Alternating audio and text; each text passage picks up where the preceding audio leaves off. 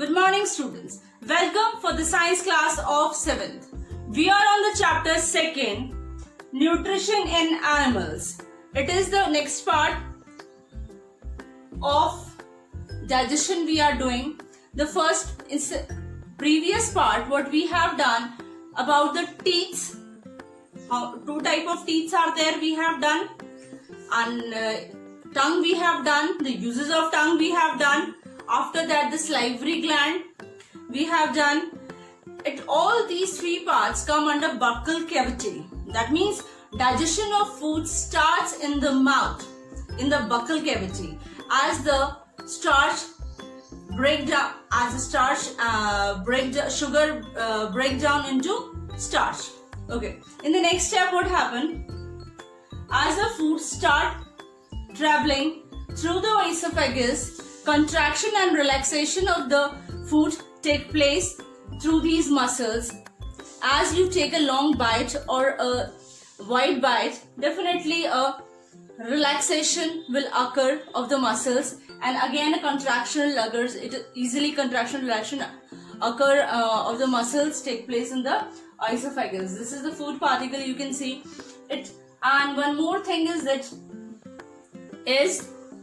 in this, pushing down of food take places through the esophagus, and this movement is called peristalsis. You have to learn the definition, the peristalsis movement. Okay, after that, in esophagus no digestion of food is take places. This should be clear to all of you. Now it is only a food pipe. You can say it is also a food pipe. Only movement of food take places in it. Now the food enters into the stomach. Next part is, first part is oral cavity we have done. B part now, esophagus we have done. Now C part is stomach. Stomach is a J-shape organ, in which it has a muscular organ. It is a thick walled shape. In it food is stored. In this, HCl is present, pepsin and mucus. So see, HCl, pepsin and mucus, all these three come under gastric glands.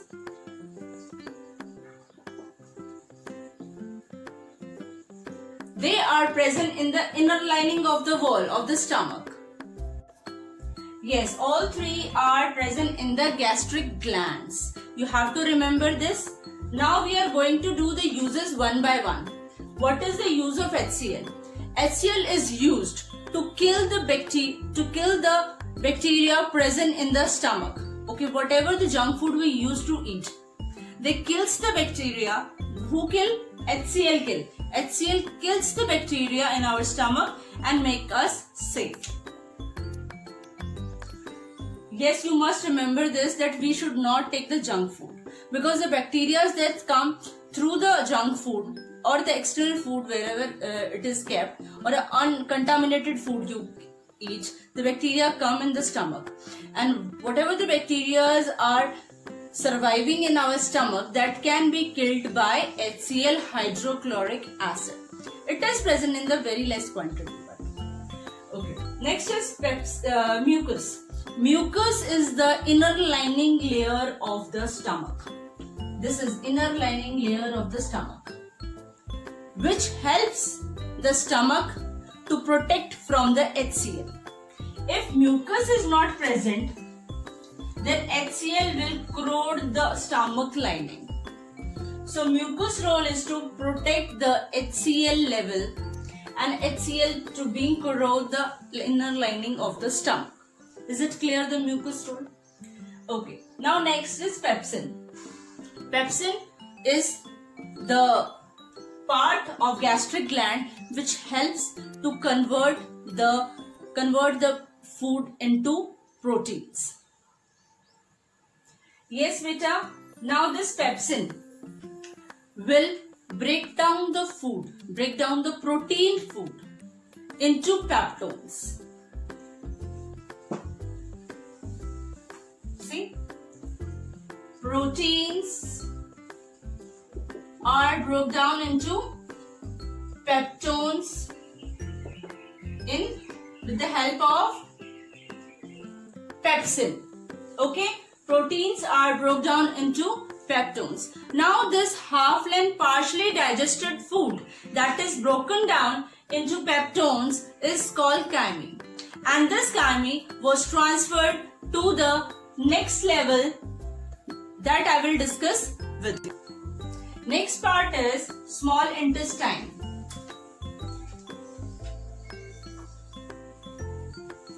Small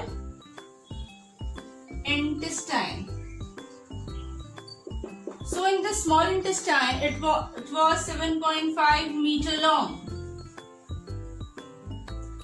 Its wall, you can see the diagram over here. Its wall release the intestinal juices, and the intestinal juices which are secreted by this wall digest the food partially, and this small intestine gets the juices from liver and gallbladder also, and pancreas. As in liver, we will take the part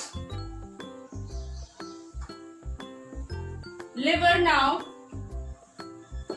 In liver is the largest gland in our body, and it is, see over here a diagram is also I have given. Liver secretes the bile juice. Liver secretes the bile juice and it is stored in gallbladder. Yes, the juice is secreted by the liver and it is stored in gallbladder, and these juices break down the fats into simple molecular droplets. So fat is breakdown over here with the bile juice. Now in this gallbladder has the bile juice now. Now the acidic food which is coming from the stomach is neutralized by this bile juice, so that the enzymes can act in the small intestine and just digest the food into simpler ones. Next is, we are taking next pancreas. Pancreas is the colored substance, colored organ present in our body after below the stomach, and it secretes the pancreatic juice and digests the carbohydrates and proteins into simpler molecular substances. Next part is C is intestinal juices. Intestinal juices.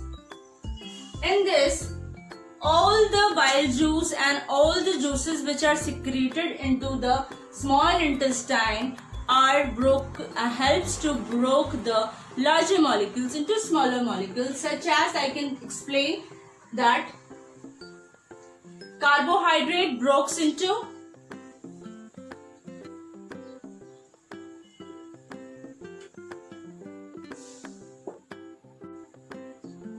glycerol,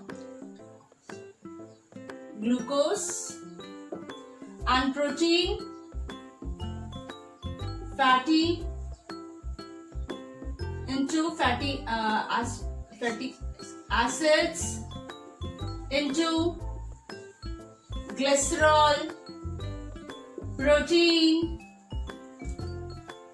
into amino acids. So it is the work done by the intestinal juices. Sum up, carbohydrate molecules become smaller molecules and it is broken down into glucose. Fatty acids become broken down into glycerol, and proteins are broken down into amino acid. After this, the assimilation. In this, it is the final stage of digestive system. In this, whatever the food we have taken whatever the minerals we get it, whatever the glucose we have gathered, that is assimilated in our blood or transferred in our blood with this process. Amino acids, as the protein change into amino acids, and these amino acids are give the energy and help in the building block of the cells. Next, glucose. Glucose with the presence of oxygen will change into CO2, carbon dioxide, water, and it release lot of energy. Next is the glycerol. As the fatty acids convert into glycerol in the process of small intestine, then this glycerol will release the energy reservoir. We can say it release lot of energy, and under that it's stored in the skin, under skin also. Next step is ejection. Last part is digestion. In this digestion, the food is undigested food is come under this digestion. After the assimilation, digestions come. Digestion has 2 points, colon and rectum. You can see over here, rectum and anus, it can show large intestine is 1.5 meter long. Large intestine. As this large intestine, it contains 2 parts, colon and rectum. Colon is the upper part and rectum is the lower part. In this colon part, the dried food has stored in this colon part, and in the rectum, the feces which gets stored in the rectum will come through the anus, and in this way the food is undigested food was digested through this process. So we have done with the digestion system, all the steps, all the processes we have done. Just see it twice and try to learn this and try to make this human digestive system in your notebooks. Thank you. Have a nice day.